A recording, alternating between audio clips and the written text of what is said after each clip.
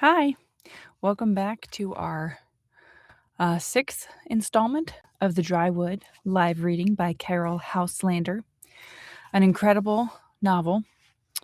Um, we're about just like halfway through.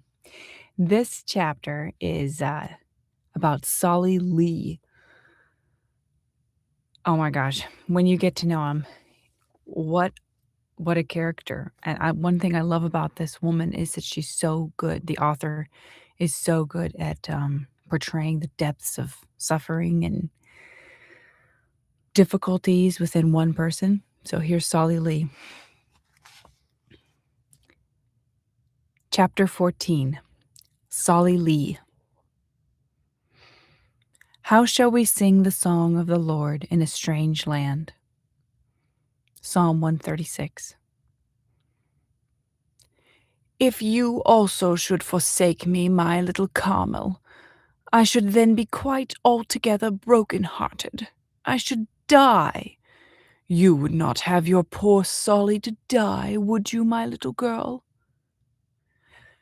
Carmel Fernandez made no answer, and Solly went on desperately. Don't you love old Solly a little bit? Ah, you do not, I know it. No one ever loves me. You hate my ugly body, that's what it is. You do not see my soul. You think I have no soul. You, a little Roman Catholic, should see my soul. But no, you do not. You see only the outside, the pig hide of me. Oh yes, I have no illusions. I know I am like a pig. Some little girls are not so kind as you, Carmel. Carmel. They probably say Carmel. Lily Ping, my little Chinese girl, she told me, you are like a pink pig, Solly. And Hetty, my sweet Hetty, do you know what she said to me? She said to me, Solly, you are like a bladder of lard with sunstroke. But I bore no resentment, and I was good to them. Yes, I gave £100 to Lily Ping. Think of that. £100 and a string of 0 pearls. And I was generous to Hetty, too. No one can say that ever I am mean. I may be a Jew, but I am generous. You know that, don't you, my little Carmel? Yes, Solly, I know that you are. Carmel looked at her own hands lying in her lap. She had only to look at them to know that Solly was generous. A month ago they were chapped and grimed. Now they were white and soft, with red enameled nails. Her clothes were quite different, too. Before they had been washed-out cotton frocks, so skimpy and shrunken from washing that she had had scruples about whether they were modest to wear.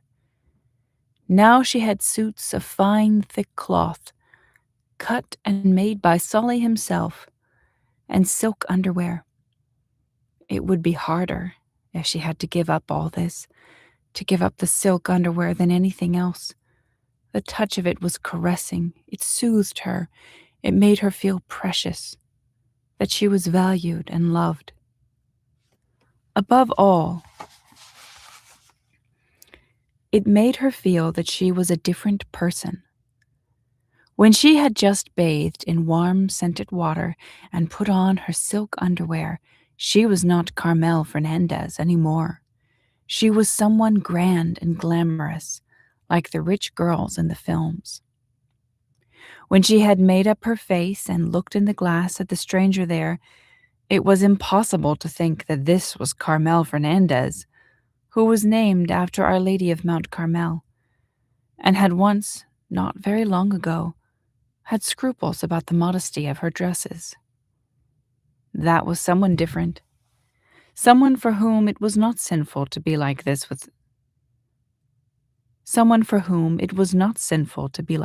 Solly. Not Carmel Fernandez, for whom it would have been sinful even to think willingly of what she was now doing. Solly looked at her, and he was proud. She was beautiful, and she was his. That warm, olive-colored, sweet, oval face was his. Those dark eyes like damsons were his. That dark, curly hair was his. Yet he already had misgivings. Was she really his at all? There was some part of her that he could not touch, something that he could not reach, which made her self-possessed, her own, which gave her a baffling, sorrowful integrity, even in humiliation. And it was at present his own humiliation to know that she was humiliated. She was not really happy. She would go away and leave him as everyone else had. It was an obsession with him, this fear of losing her. He could not leave it alone. He tried, as he had always tried with everyone, to buy her love. He knew that no one would ever love him for himself. And he would be grateful even for being liked, very much liked, for his gifts, even in the last resort for pity. Yes, he would have been grateful for pity from a factory girl. "Don't I make you happy, my little one?" he asked. "Yes, Solly." But she looked away, and he knew that it was not true. "But no, you are not happy. You want something. Tell me what it is. Solly will give you anything you want. Is it a new dress, a pretty hat, a little puppy dog? Or would my darling little girl be happy if Solly bought her a lovely string of pearls?" Carmel looked at him with compassion as well as misery in her eyes, and touched his arm with her unfamiliar white hand. "No, Solly dear, I don't want any more things. You have given me so much. I don't want you to give me anything more." At her touch, Solly's weak, pink-rimmed eyes filled with tears of self-pity. "Ah, so I am your dear Solly. Perhaps you care a little bit then, eh? Now, Lily Ping and Hetty both would have wanted more, no matter how much I gave. Always it was more and more, and then, all the same, they left me. You know what it was, my dear little girl. I made them so attractive that other men came after them, and they had no use for the poor bladder of lard with sunstroke. Why, when Lily came, she was so thin and yellow, so insignificant, I thought. I can make her love me. She will be my little girl as well as my mistress. I will fatten her up and dress her up. Ah, Carmel, I did that. And Hetty, too. She was so white, so plain, like a piebald rat when I got her. And what happened? Both of them grew plump. Oh, what curves they had, all given to them by Solly. What dinners I gave to them at the very best restaurants, Carmel. And in the morning, breakfast in bed. Never a hand's turn did they do. No, it was their old Solly who got up in the morning, lit the fire, and brought them their breakfast in bed. And they got so plump, so pink, so pretty, and then poof, like that they were gone." "You must not keep thinking about them," said Carmel. "You only upset yourself." "Are you jealous, my dear? I hope you are. Then I will know that you begin to love me. But you need not be, for I am faithful. Everyone forsakes me. I never. It was so also with my wife Ella." Already at the very mention of Ella, tears were running down Solly's face. Carmel knew that nothing now would stop the story of his unhappy marriage, of the treachery and cruelty and infidelity of his adored Ella, of his subsequent loneliness and wandering homeless from place to place, because without Ella he could find home nowhere on earth, of how he had cared for her, the clothes and the jewelry he had given to her, the way he had waited on her as a servant and nursed her as a sick nurse. But alas. Carmel folded her hands in her lap and listened, or pretended to listen, Really, what she was thinking.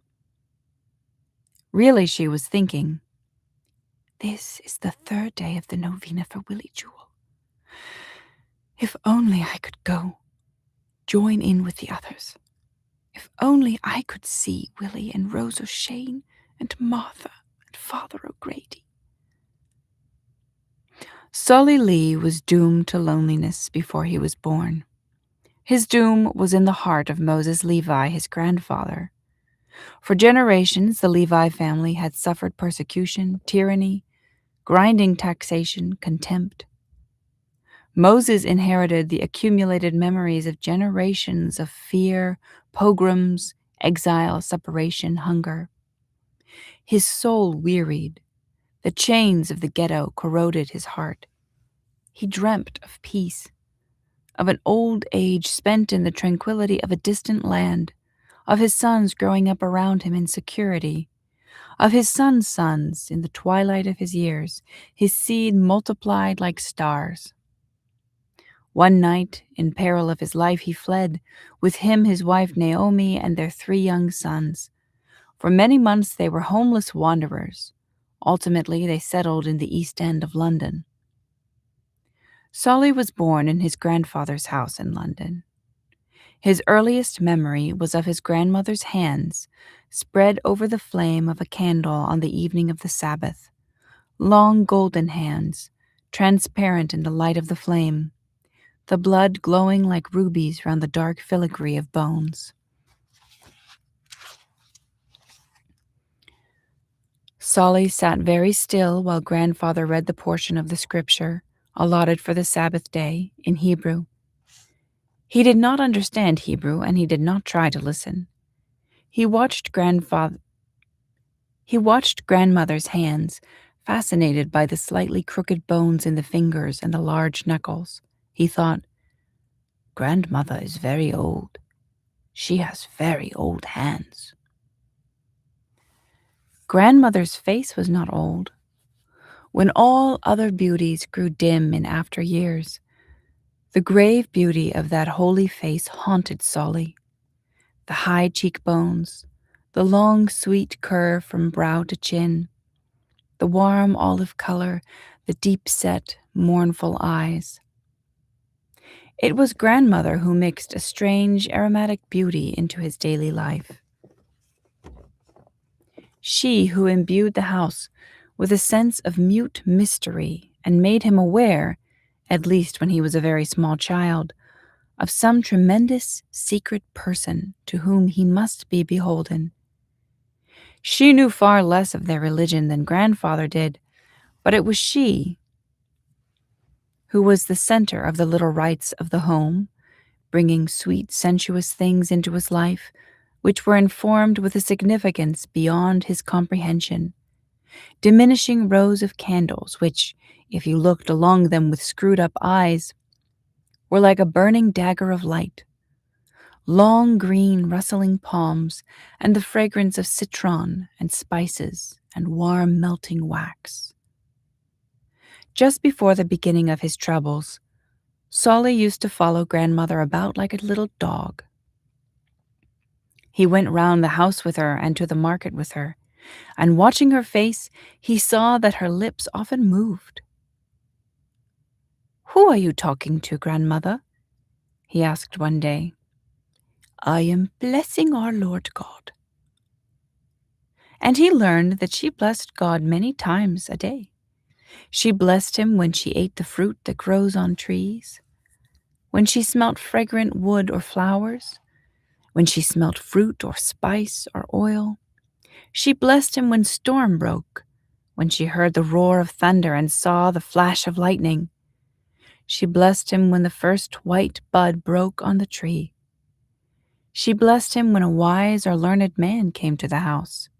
She blessed him when they saw beautiful animals, dogs, cats, and birds, and the gulls sweeping over the bows of the ships in dock, on wings like the wings of eagles, on wings like the wings of angels. She blessed him when she used anything new, when she put on new clothes or dressed Solly in new clothes, when she ate any kind of fruit for the first time in the season, and when the new moon rose over the chimneys. Solly felt close to grandmother, especially when she blessed her Lord God for beautiful dogs and cats. But he felt miles and miles away from grandfather, of whom, though he did not fear him, he stood in awe. Although grandmother's life was filled with her religious rites, they seemed homely. They brought her closer to Solly. They were domestic, sensuous, and tenderly devout. But grandfather was set apart by his prayers. His soul seemed to be soaring away outside of their little house. Solly watched him, half in awe, half fascinated. He watched him wrapping himself in a shawl to pray, binding thongs of leather on his forehead and arm, heard his voice reading the scripture in Hebrew as a voice from another world. He sensed both sorrow and emptiness in the old man, sorrow that was oppressive, and emptiness that was as frightening to a child as it would be to suddenly finding himself alone in an empty house. Moses Levi, in self-sought exile, did not find the promised land that he had dreamed of. Although his memories of it were dark, blood-red and black and sodden with tears, he found that after all, he could not tear out his roots from the ghetto he had forsaken. There the people, the chosen people of God, and his own people, were one in the solidarity of suffering. Their oneness set them apart and excluded the rest of the world. Their unity was not one that could be broken even by death. It was like hard rock made of multitudinous grains of sand that has been washed in the salt of deep and bitter seas. Just the way she gets into the tragedy of Solly's life. I mean, she does it with every character. Solly just has a whole chapter.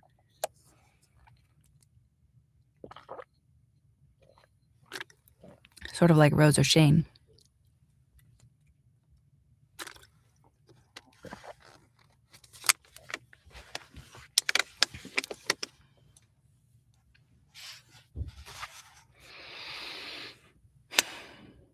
Here in London, there were also faithful Jews who frequented the synagogue and kept the laws of diet and the fasts. But there were also many who betrayed the agony of the centuries, who betrayed the blood and tears of the children of Israel, who betrayed their age-long glory as Jews by compromise and infidelity. Old Moses Levi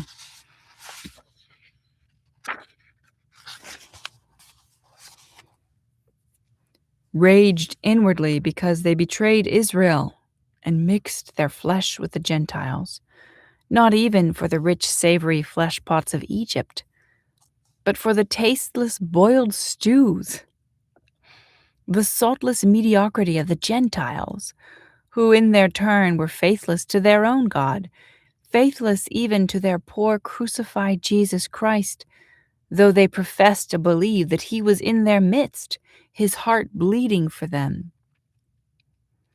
More and more did Moses Levi seek escape in the past. As he grew old and his vigor seeped from him, he thought less and less of the coming Messiah and more of the past glory of Judaism.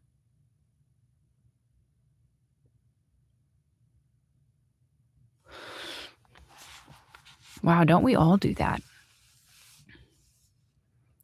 While grandmother unconsciously greeted the Messiah, blessing the first flower on the tree, grandfather turned more and more to outward forms, to the long ceremonies and exactitudes of the law.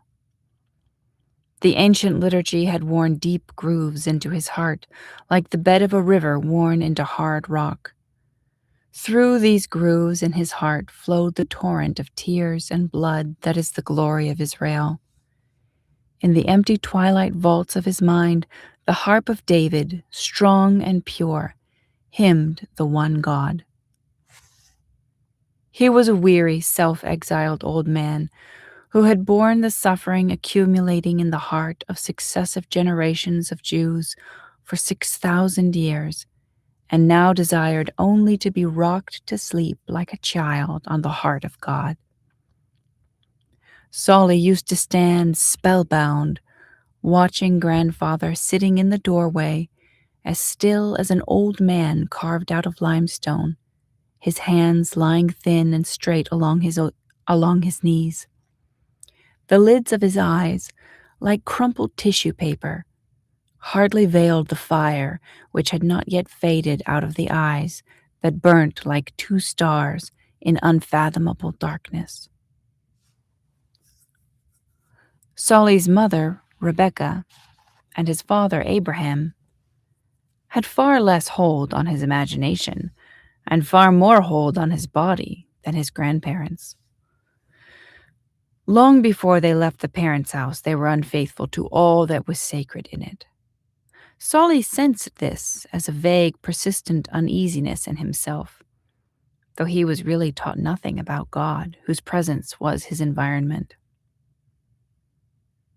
He felt uncomfortable when his parents took him from time to time to another part of London to eat in a big restaurant with Gentiles eating all around him.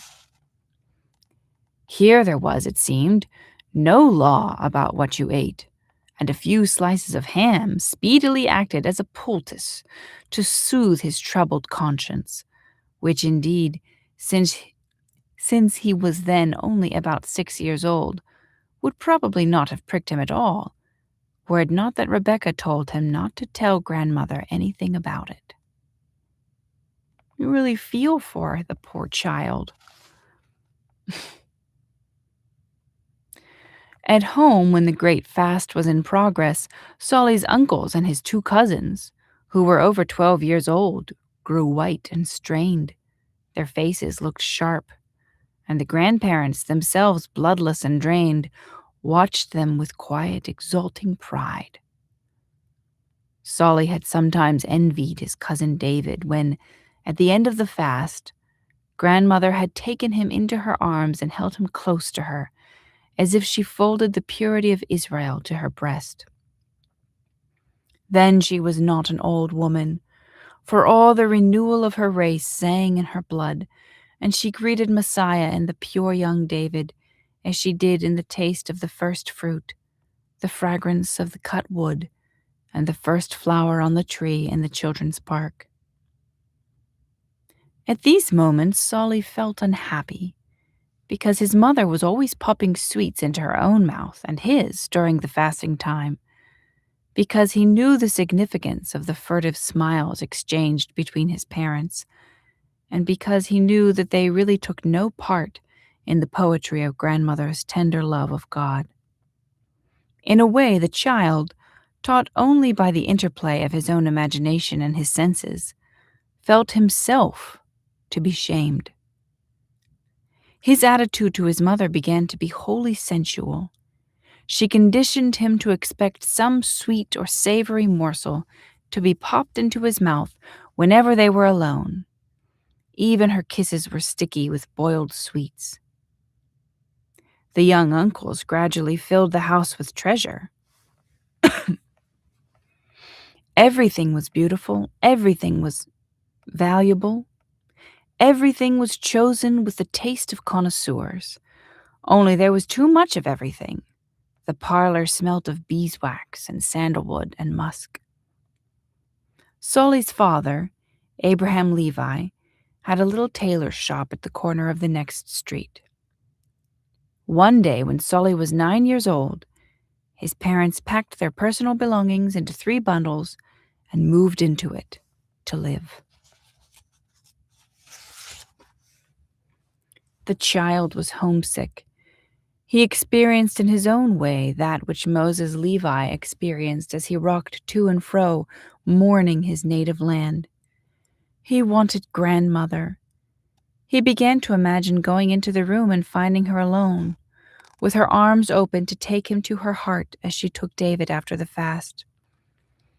But he never attempted to go to her, Fear lay like a shadow across grandfather's doorstep. There was a bucket there with a straw in it, and everyone who came in and out dipped their fingers into it to wash away the contamination of the house. Once grandmother passed them in the street. She was dressed in deep mourning like a widow. She was looking down and did not raise her eyes. Solly did not cry out or run to her. Something stopped him, made it impossible. He soon found that grandfather, his young cousins, and all the Jews from the synagogue cut him in the street. He was at the beginning of the shame of being the child of an apostate, but only at the beginning. Abraham Levi had forsaken the faith of his fathers. Rebekah, his wife, had never been true to it. Jewish in origin, her family had long ceased to practice. Only when she married Abraham did she realize the complete domination of a faith which demands not merely that you should give your heart, but that you should give your stomach to God. She was a large, florid woman with a vast, crude sense of humor, an immeasurably good nature, and not a spark of poetry in her soul. That she dearly loved her husband is certain. Had she not, she could not have endured the atmosphere of Moses Levi's house for 10 years. Two things helped her: a love for her child bordering on idolatry, which made her ready to suffer anything to secure some of the family's prosperity for him, and the frequent relief of the unrestricted meals and countless other petty indulgences that she secretly shared with Abraham. Abraham fell readily in her hands. He was not naturally devout as his brothers were, and he greatly preferred the company and the custom of the whole world to the exclusiveness of Israel. "Look here, my dear," he said to Rebekah. "We've got to make our own way. Why, we might just as well be pieces in a museum, the way we live. I'm sick and tired of the old man's misery and his prayers." "That's right, Brammy. So am I. And not to eat this and not to eat that. What's the good of it anyway?" "I fancy we'd be wise to move out, Becca." "Yes, anyway, you know best, Brammy." "And become Christians." "Oh, Lord, Brammy, we couldn't do that." "Oh, yes, we could. We could get baptized. That's all we've got to do. Then we'd get the custom of the Gentiles." "I wouldn't fancy that. After all, we've got Jewish blood in our veins. We don't need to pretend to be Gentiles. Just got to show how we are broad-minded, that's all." "That's nonsense, Becca. We don't need to practice. All we need to do is to rent a pew in the church. Maybe turn up at the service now and then, just by way of advertising we're Christians. And get the Gentile custom. You've got to edify the Christians if you want their patronage." "Yes, you're always right, Brammy. But why need we be baptized? Wouldn't it do just as well if we went down to the Pig and Whistle and blew ourselves out publicly on sausages? I reckon most English folk would find that more edifying than being baptized." "Now look here, Becca. Being baptized doesn't hurt you. It wouldn't hurt so much as a vaccination." "It isn't that. Only it seems kind of insincere." But Abraham had his trump card up his sleeve, and he played it successfully. "I'm thinking of our son, young Saul," he said. "If we aren't going to do our best for him, we might as well stay here and get his share of the family shekels. But, judging by the way the Lord is looking favorably upon Jacob and Ezra, I should say the dividend is going right down to nothing at all. They've got 5 sons between them now, and if we aren't viewed so favorably by the deity," he winked hideously at this point, "it's our job to go all out to give our one boy the best of everything. Now, I mean him to be spared what I've gone through. I being a foreigner, A Jew boy, son of a queer old madman, don't fit anywhere, don't feel right anywhere. It's not good enough, Becca. Our Saul is to be an English gentleman, see? He's got sandy hair like a Scotch boy, and he don't understand a word of Hebrew or any other language but English. I mean to make good and send him to Oxford University for education. With all that and Christian baptism, what is there to distinguish from an English gentleman?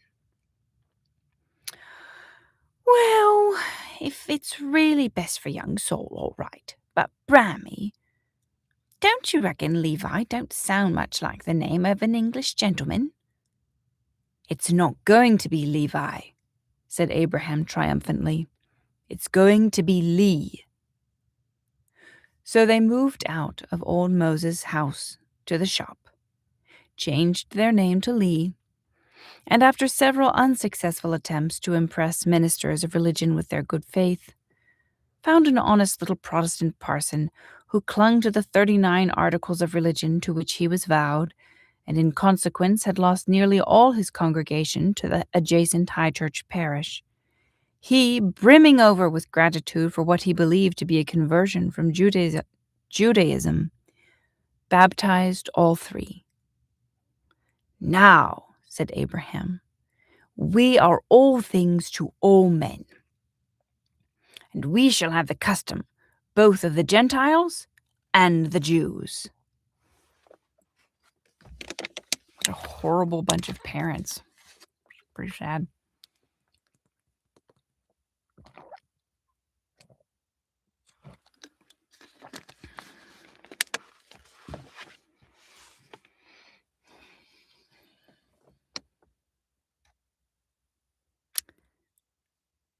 Things did not work out according to Abraham's plan.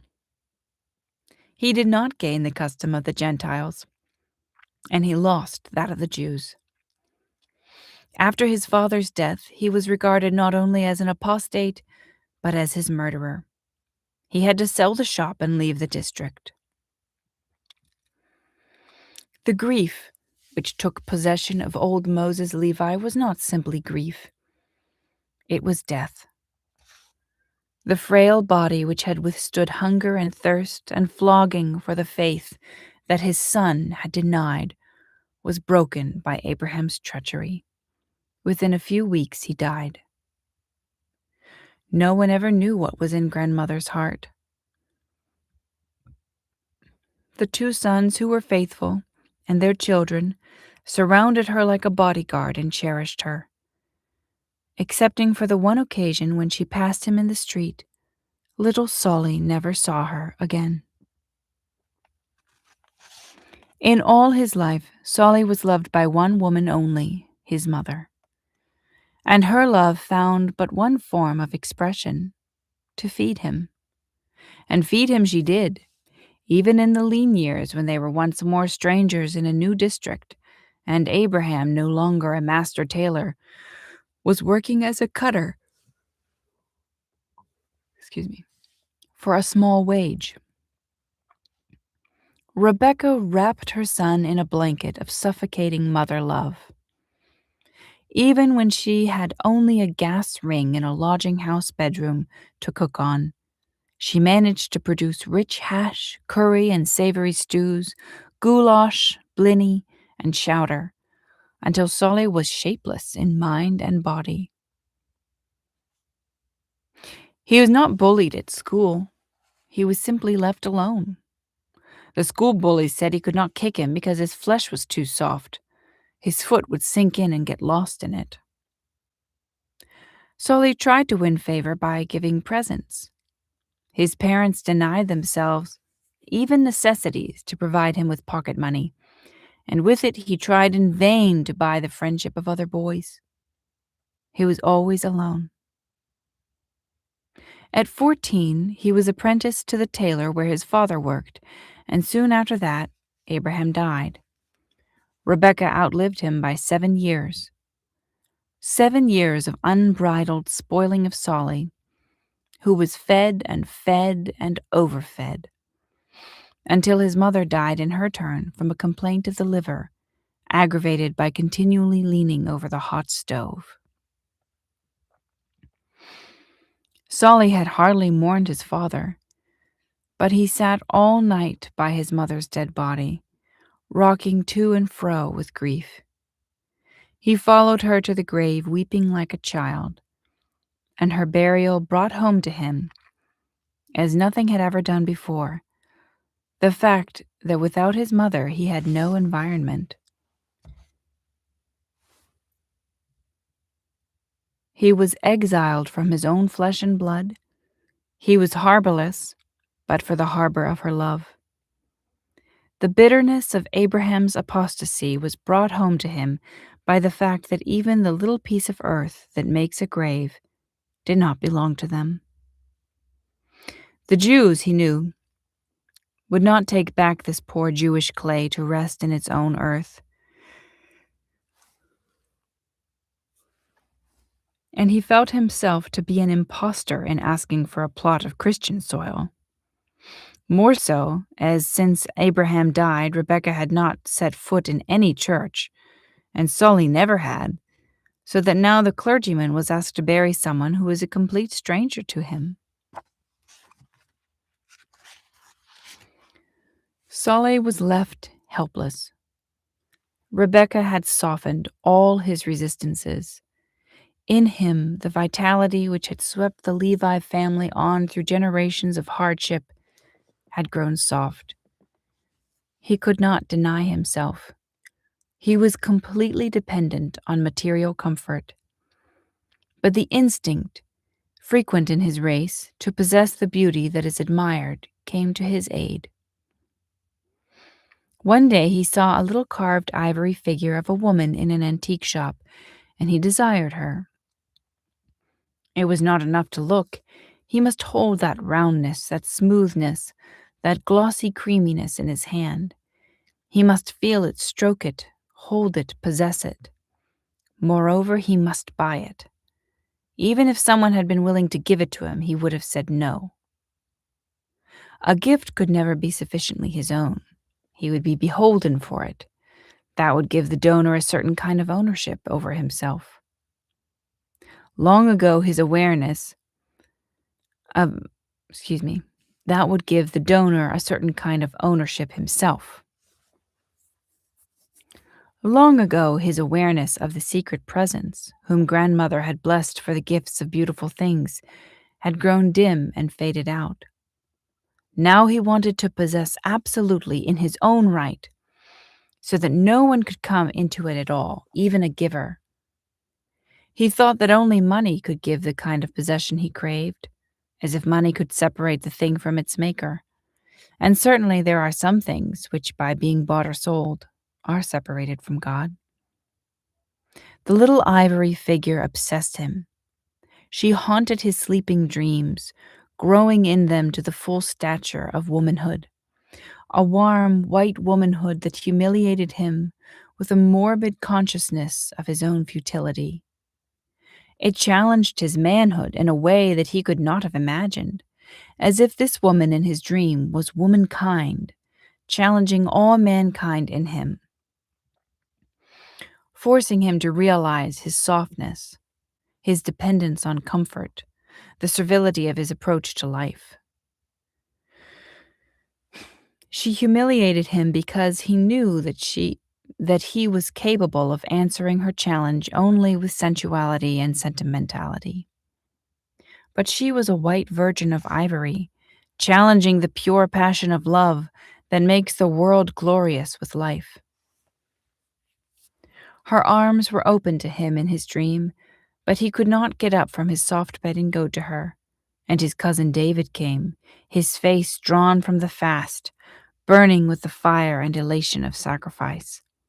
And the ivory girl changed slowly and became Naomi, his grandmother, in that moment long ago when she was not an old woman, but Israel taking Messiah to her heart.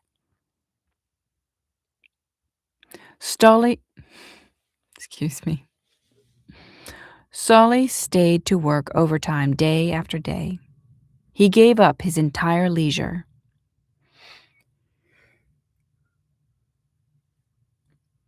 He touted private customers for himself and sat up right through the night making costumes for them. He saved every penny, even denying himself food and smokes, and walking instead of riding on the bus until he had 10 pounds saved, the price of the little figure. Then he bought her. The fact that he possessed her, that she was his, bought with his own money, gave him a new self-respect, a new sense of power. Money had a new meaning in his eyes. He made up his mind that now he must get a wife, a real woman of flesh and blood. But first of all, he would have a home for her. For 5 years he drove and sweated himself. For 5 years he denied himself. At the end of it, he had a shop of his own in Riverside. He had lost weight and looked more attractive than ever he had done before, or ever would again. He had made himself a smart waisted suit. His face had acquired a foxy sharpness. For a short time, he was self-confident. At least one virtue Solly could claim. In spite of his mother's persistent spoiling, he had been a good son to her. He used to get up in the morning and make early tea for her and then go back to bed. He used to buy presents for her and pay her countless little attentions. When he was married, he did the same and more for his wife. Nevertheless, without one word of warning or explanation, and after a very short time with him, she ran away. It was after this that Solly gained his unsavory reputation. At first he was driven by vanity. He doubted himself too deeply now to rest. He craved for reassurance, and in a wretched, futile hope of attaining it, tried to seduce every girl he could. He no longer made any attempt to deny himself. He had enough money, and he knew that it could not buy the thing he wanted. He filled out again and resumed the ugly contour that Rebecca had given to him. His hair got thin and showed his bald head under wisps. His slight bow-leggedness increased. He took to dressing in a frankly vulgar style and to wearing diamond tie pins and rings on his fingers. His eyes became smaller and pink-rimmed. After a time, he grew used to humiliation. The servility which was his characteristic as a schoolboy returned. A new fear gripped him, the fear of loneliness. He had now neither family, nor race, nor country, nor faith.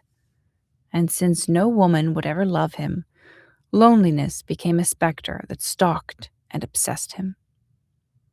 Long before Solly Lee persuaded Carmel Fernandez to come and live with him, mothers refused to allow their daughters to take work in his shop or workroom. His sense of frustration was intensified by the difficulty of getting workers and by the almost certain fear of losing them when he had. They were better paid than any girls in Riverside. They were never sweated. Solly gave them pretty clothes and took them to dinners and theaters in the West End. Usually he asked nothing in return, but that he might keep the same familiar and pretty face in his workroom, and perhaps be liked a little bit.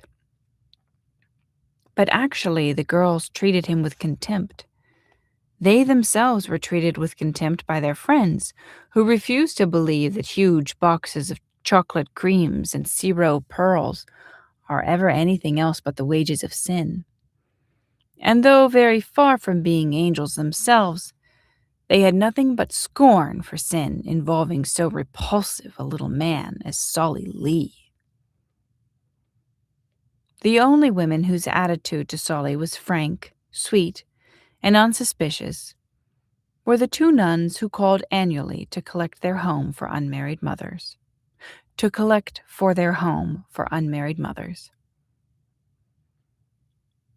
The obsequious manner that offended others delighted them. They were truly grateful for the hot, syrupy tea that he made for them, for the magnificent donation that he always gave, and his obvious pleasure if they rested from their long tramping round the streets from house to house, for the space of a little chat with him. It was really a chat between Solly and Sister Frances Patrick, the superior of the two. For Sister Anne Veronica was only allowed to speak at all when Sister Frances gave her permission. And as she knew that Anne Veronica was usually suffering from indigestion, which demanded the total concentration of all her faculties, she refrained in charity from adding the obligation of joining in the conversation to her other difficulties. Besides, she knew that Anne Veronica offered her indigestion up for the babies of the unmarried mothers in the home, which gave it the status of a prayer that should not be disturbed.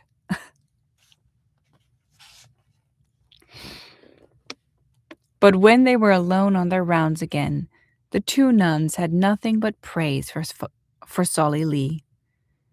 Praise mingled with feelings of proud and possessive maternity, because they had so often been told by others of their patrons that Solly Lee was a terrible sinner. They were confident that God had given him to them for his salvation, and that he was almost wholly dependent on their prayers, and Anne Veronica's offered hiccups. "You would hardly imagine," Frances Patrick would say, "that such a nicely mannered gentleman would be a sinner at all." "That you would not, sister, though they do say that the devil has very pretty manners." "Ah, but sister, the devil never gave a cup of tea to a nun in his life." "That is true, sister, and I have often thought that if only he had been a girl, Mr. Lee has all the makings of a perfect novice." "Well now, sister, let us say a decade of the rosary for the poor dear man as we go along." And so they would go along, saying the prayers out loud in turn, and feeling as responsible for Solly Lee before God as they did for the helpless babies in the home. Rocking him in their pure maternal hearts, as proud, in the way of women, of their sinner, as the unmarried mothers in the home were of their innocent fruit of their sin. Well, it's nice that at least somebody likes him. All right, this next chapter is not very long.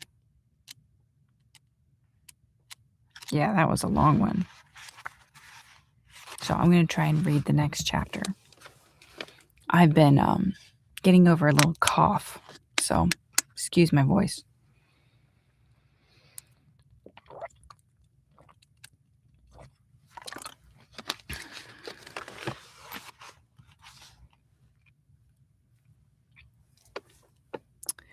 Chapter 15, The Catholic Church. Who is this that cometh from Edom, with dyed garments from Bozrah, this beautiful one in his robe? Isaiah chapter 6, verse 3. One day, a little while before his association with Carmel Fernandez, Solly Lee happened to go into the Catholic Church. He went in simply from curiosity to see what it was like. It was just after benediction. No one had remained in the church, but from the candles on the altar, thin blue lines of smoke were still drifting. The air was heavy with incense and another smell which brought a rush of memory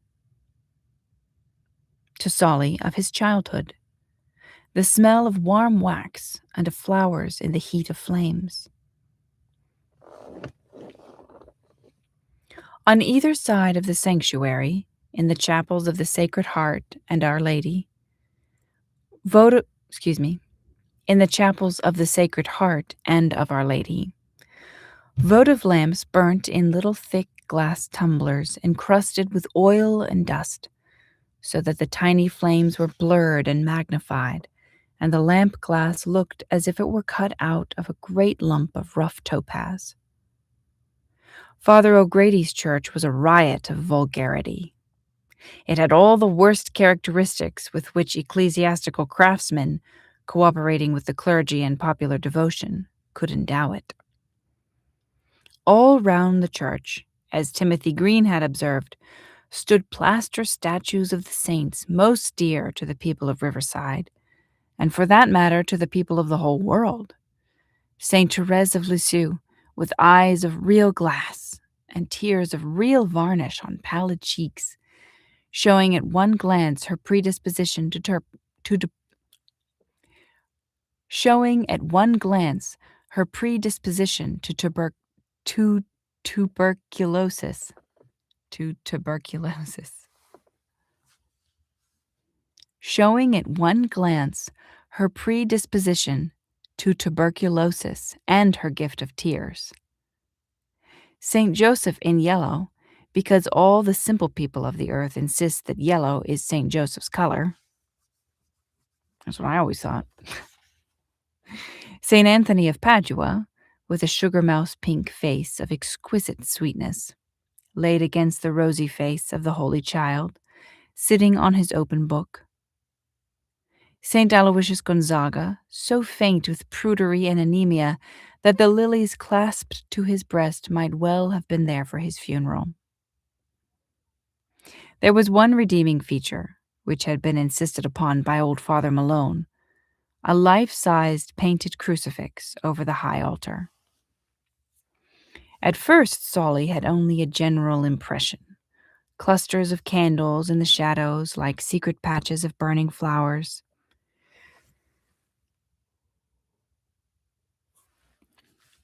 The circle of lamps around the feet of Our Lady and the Sacred Heart. The thin flames burning out among the withering flowers at the feet of the saints. The smell that brought back his childhood so poignantly.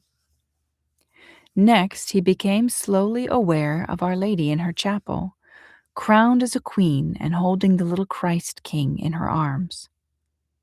Solly had received no instructions either in the Jewish or the Christian faith. Of Christianity, he knew only what can be gathered from living among English Christians, almost nothing at all. His emotions were rooted in his own race. Because that was so, children had a supernatural quality in his mind. To the Jew, every child is an object of wonder and awe. He who is childless, says the Talmud, is considered as if he were dead. In every Jewish family, the little son is the little Messiah of the home. The supreme injury inflicted on Solly by his faithless wife was that she had gone away, leaving him childless. Had he had a child of his own, he could have overcome his morbid self-consciousness in approaching the whole world of childhood. But as things were, he was cut off from that world too. He was afraid of seeing an expression of repulsion or ridicule on a child's face. He could not imagine any child who would not feel one or the other for him. He preferred to deny himself the sweetness of even a passing word with one of them, rather than risk so bitter a humiliation. Now he stood looking at the little crowned boy and saw that he was turning, not shyly away to his mother, hiding his face in her breast, but outwards to himself, with an eager face of welcome and his arms held out. He had never thought of Christianity in terms of a little son given to man. Now he saw it was just as that. The mother stirred him too. Something in himself answered to the glad show of her ornate beauty, her dull red robe painted with stars and flowers of gold, her blue cloak, deep and vivid as night, her great crown and the crown of the Holy Child, burnished and encrusted with glass jewels, garnets and emeralds and pearls. The lily scepter in the hand that was not holding the child, and a halo of stars lit up by electric lights shining round her head. While he stood gazing at the Queen of Heaven, the test of faith came shuffling out of the sacristy to put out the stars. Instinctively, Solly stepped back into the shadow of a pillar.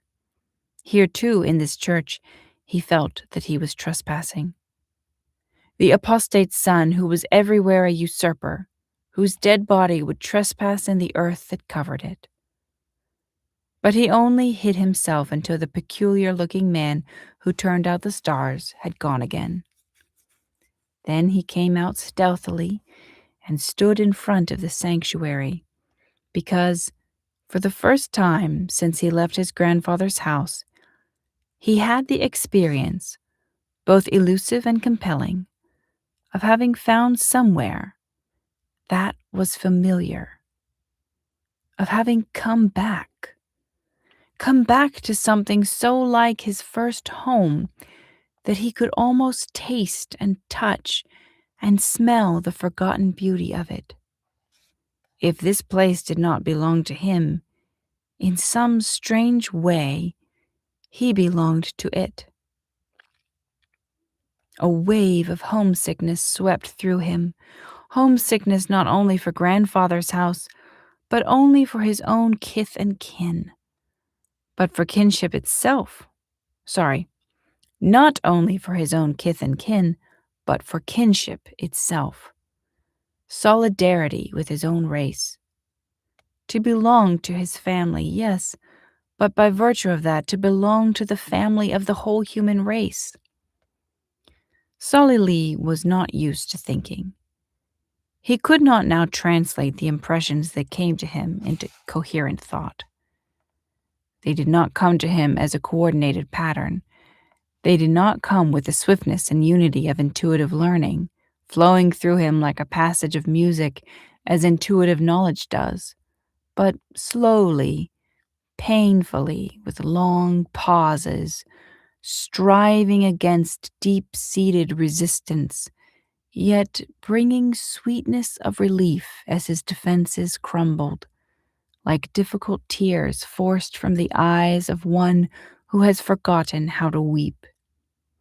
They came in fragments, in pictures out of the past, sense impressions, memories, longings, stabs of remorse and self-pity, moments of apprehension, of beauty. Without his knowing it, as his own life passed before his mind, it was a mosaic picture of the Jewish race.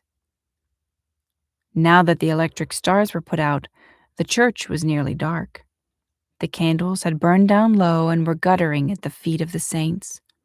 In front of him in the darkening sanctuary the lamp burnt, a solitary flame, like the forgotten heart of love. In the darkness the smell of warm wax, incense, and flowers grew more pungent. Solly saw a little Jewish boy, devout and gentle, who went about touching the simple things that belonged to every home, and everything that he touched was informed by a secret beauty. The invisible was given to him in visible things, the intangible in what he touched. That little boy was Solly Lee, or rather, Solomon Levi, who had been mourned as dead, and who was dead because he was no more. In that child there had been a flame, the real flame of life. It had burnt out. There was still a boy who grew flaccid and puffy and white, who never knew hunger or thirst or any sharp desire, because hunger and thirst and desire were always sated, even before they were a pang in his flesh. It was this sated, flaccid boy who had grown into the grotesque man with the unsavory reputation, who did indeed handle and fondle the material things about him. Dropped my water bottle. But who had lost that divine touch, which was a kind of communion through the senses, or at least through sensible things, with heaven. He knew now what it was that made him discontented with everything and with every human relationship. Nothing yielded its secret self to him, that was it. Nothing gave him its secret self. The mystery remained wholly dark. Now, when he touched anything, only what was tangible was his. The inward beauty eluded him. Was he lost forever, that little boy whose hands were laid gently upon the secret of the one God? It almost seemed as if he was present now. Certainly, here there was a quality in things that there had been for the child long ago, as if here in the Catholic Church the outcast had found the lost beauty of the Jewish home. Flames and flowers and linen, incense and oil and gold, impregnated with love. Solly moved back and sat down. The bench was hard, and it was getting chilly. Pity, he thought, that religion is always so uncomfortable. There might be something in it after all. We need a bit of color and poetry in life. Good Lord, if you can't get away from it. This church glows like a jewel in these dirty grey streets. He sighed and shifted on the hard bench. Then he caught sight of the crucifix hanging above the altar, the life-sized painted figure of Christ on the cross. The cross was red against the red ground. In the twilight, the figure was vivid in its whiteness. An attempt by an indifferent artist to copy the Byzantine style. The result was half archaic and formalized and half naturalistic. A long, thin body, narrow hands curling as if they curled lovingly on the nails, a halo like a plate of darkly gleaming gold. But it was the face that seized Solly and caught his breath. A white, wedge-shaped face, and thin, dark hair falling closely round it, and one black lock on the forehead. The closed eyes curved into a smile, a mouth of indescribable sweetness and pain. It was the face of David, the young boy coming home from his first fast. It was the face of every Jewish boy who has come through the great fast, the first famine of the Spirit, who knows the sorrow and glory of Israel because he has accepted the torment of the chosen people. Solly stood up again. He knew now why he had lost the power in his hands, in his words, in his whole being, the power to effect a communion with the invisible God in the visible world, the inviolate power of childhood. It was because he had lost the power of suffering, his birthright as a Jew. His father and mother had betrayed him, betraying their forefathers, betraying their God, and he had betrayed himself. If he had overcome his flesh, if he had mortified his appetites, if he had chosen the austerities that refine like a pure flame, he would still have something of the power, of the purity of a child. He would still be able to effect a communion with heaven through his contacts on earth. Perhaps his wife would not have left him if his caress had not lost the power to communicate love. As he looked at this unfamiliar face, the face of Jesus of Nazareth, for the first time, a procession of young Jews passed before his eyes. Those he had known himself, and those he had heard grandmother speaking of, in a hard, low voice of grief. Jews who had suffered to the death in the ghetto, Jews who had been killed in pogroms. Her own young brother Esdra, who had blood over his forehead. Solly looked at the painted drops of blood, like a fringe under the smooth, dark hair.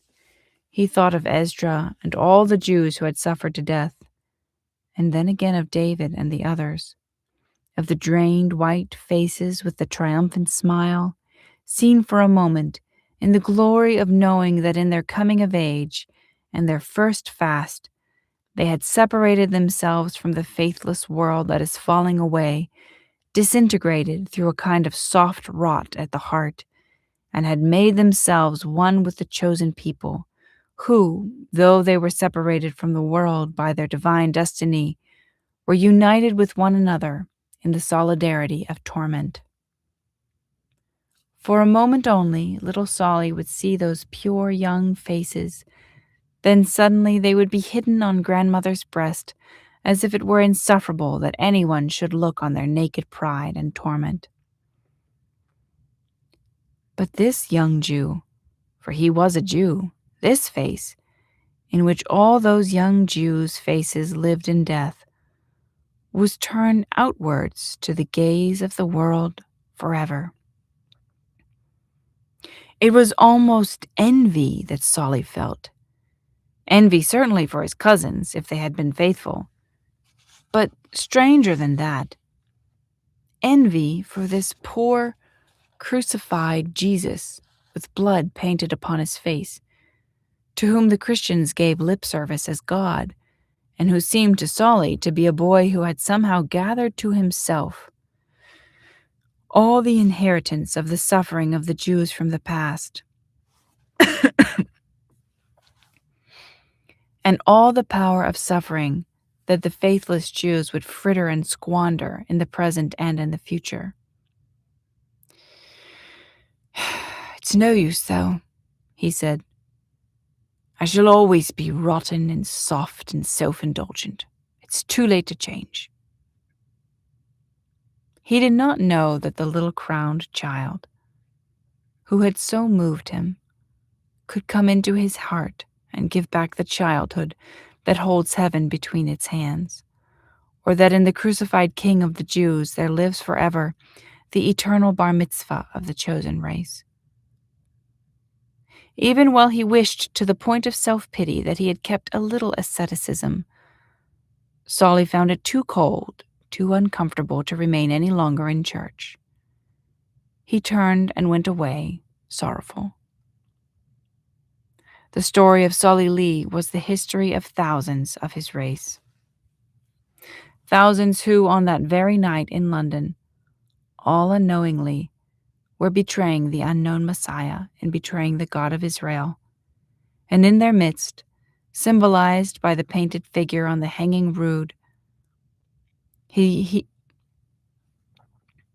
remained on the cross, the young Jew in whom the Jewish race has come of age, in whom the law, the fasting, the discipline that separated the chosen people is miraculously transformed from an intolerable pride to an unutterable humility, in whom the suffering, a unity that excluded all but the few who could endure endlessly, has become in his alchemy of love an inclusiveness in which all men are one in the suffering of one man. Wow. Then we're going to read about Carmel, this poor girl who has fallen into the ways of Solly Lee, and Father O'Grady going to visit them to try and help Carmel change her life. So I plan to read that next Wednesday. I've been traveling, so I haven't been able to keep some of my plans, but all my traveling's done. So I should be here next Wednesday to read the next 2 chapters. Thanks for tuning in.